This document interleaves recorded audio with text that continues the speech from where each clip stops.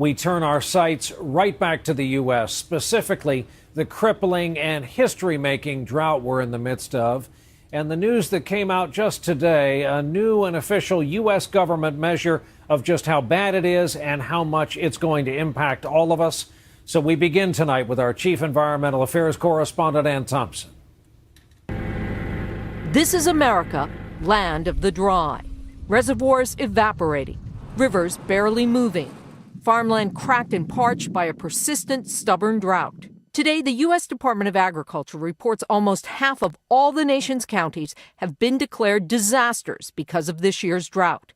Much of the West, Midwest, and Southeast bathed in red, having endured severe drought for 8 or more weeks this year. Live oak. The fear in Colorado County, Texas now is potential wildfires, fueled by the trees killed in last year's drought. We very well in rural lands may have lost between 100 and 500 million trees.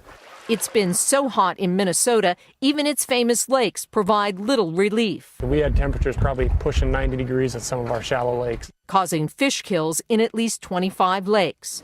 Withering in the fields, the price of corn set a new high this week, but there's other trouble too. 37% of the soybean crop is rated very poor to poor.